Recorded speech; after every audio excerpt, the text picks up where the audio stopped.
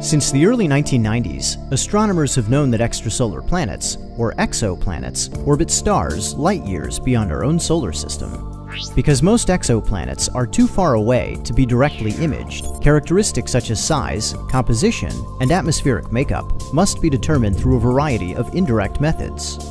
For instance, when an exoplanet passes in front of its star, or transits, it blocks a fraction of the star's light and causes a dip in brightness. Large planets block more light, so the size of the dip can be used to determine the size of the planet.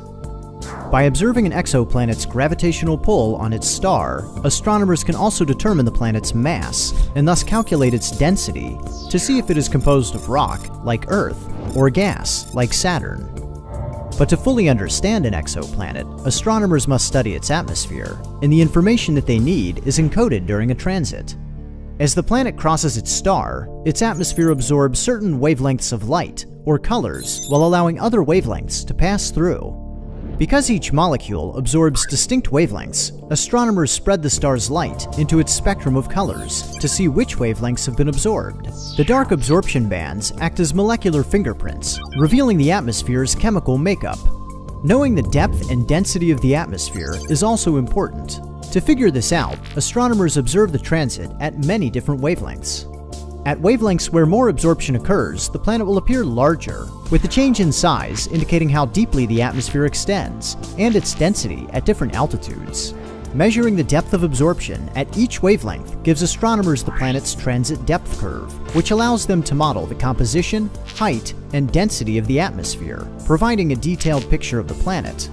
Recent studies suggest that exoplanets and their atmospheres come in a wide variety. At one extreme are hot Jupiters like WASP-19b, a boiling gas giant that orbits its star far closer than Mercury orbits our Sun. Visitors who could survive the heat might complain about the air quality. Planet WASP-19b's jagged transit depth curve suggests a deep atmosphere of poisonous hydrocarbons, with methane and hydrogen cyanide far more abundant than water. By contrast, planet Gliese 1214b is a comparatively inviting water world.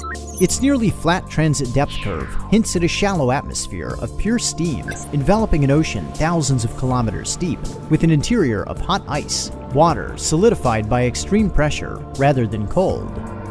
As detection methods improve, astronomers will search the atmospheres of Earth-sized planets for signs of life such as water vapor, oxygen, and methane, taking us one step closer to finding a world like our own, all thanks to some flickering starlight.